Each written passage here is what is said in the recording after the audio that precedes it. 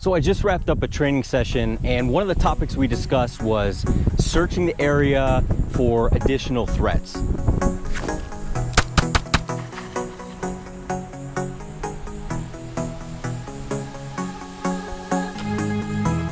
Now, there are a couple reasons why you want to search the area for additional threats. One is an obvious reason, right?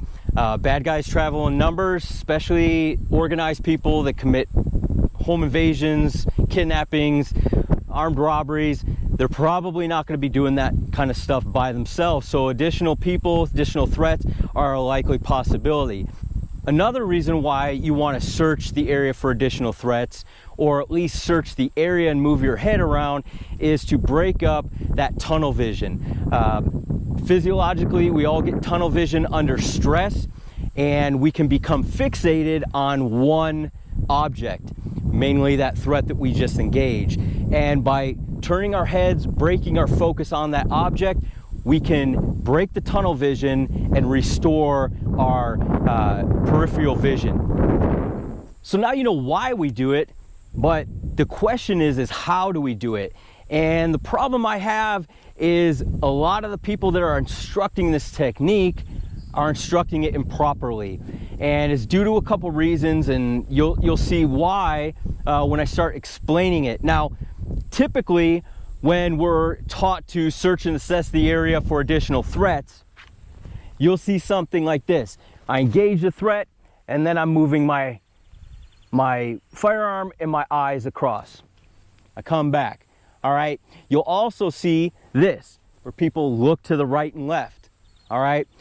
And I also, as of late, have started seeing people look to the rear. Oh, I got to check my 6, okay?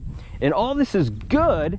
It's all good to be checking your area, but it's improper and it's inefficient. And let me explain to you why. If I was going to engage a target in this direction and I wanted to do it quickly and efficiently, I wouldn't first face this way, draw my firearm, look that way, and then engage. It's not quick and it's not efficient. So why would I, if I believe that there was a threat over in this area, keep my gun pointed in this direction and simply turn my head? It doesn't do you any good. Your gun should be following your eyes, okay? So as I turn my head, my gun should be going that way too. I should be searching to the right and to the left. That way, if there is a threat, I can quickly engage it. When we go look to the rear, okay, that's when everything breaks down. And it's because we have very strict safety rules on the range. And I understand it, you know. You don't want to see people pointing guns back down where people are standing, right? Everything's supposed to be going in one direction on the range. But in real life, that's not the case.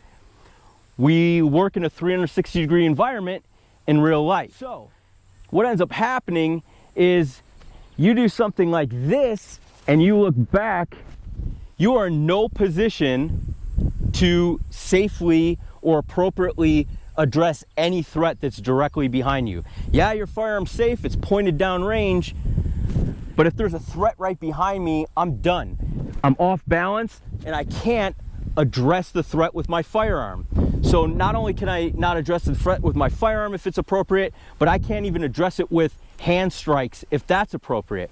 I'm off balance and I'm a sitting duck. So what can we do?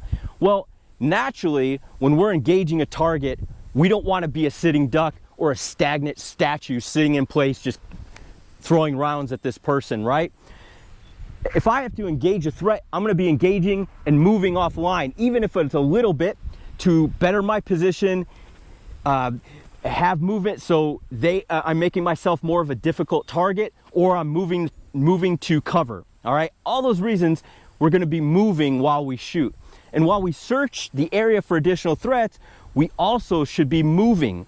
Okay, so it shouldn't be I shoot, I come to a dead stop, and now I'm looking, I'm in, you know, my feet are in cement and I'm stuck here. What you should be doing is moving. So as I engage my threat, I search to the side, I'm gonna look to the side, I'm turning to the side, okay? Now, when you go to your rear, there's an additional safety concern, okay?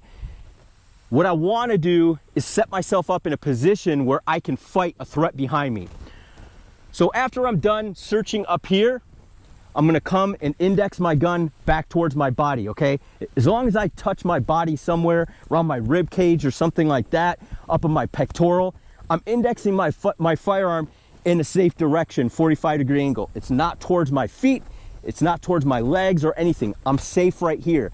Now, as I turn, I can address this threat, okay? I can address this threat. Now, I don't want to pivot. It's not a basketball move where I have to keep my pivot foot planted. I'm gonna move and be ready to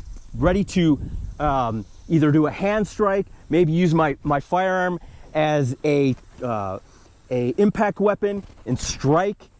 But I have the ability to use my firearm and defend myself with my hands if I need to, okay?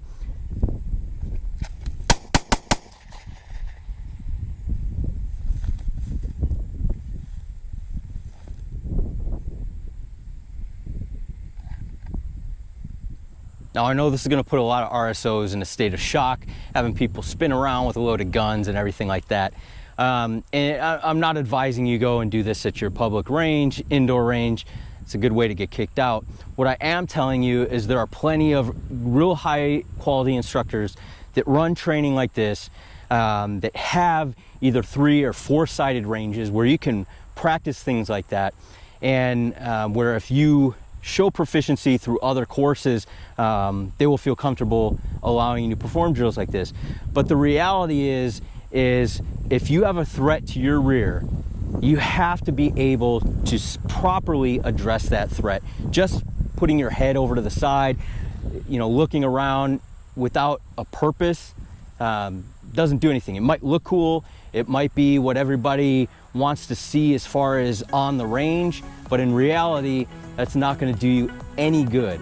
All right, so practice this through dry fire, get it really down. You know, trigger finger discipline is very important. Indexing that firearm against your body, really important. It'll keep you from flagging as you turn. But just be prepared to use that firearm even to the rear. All right, stay safe, keep training.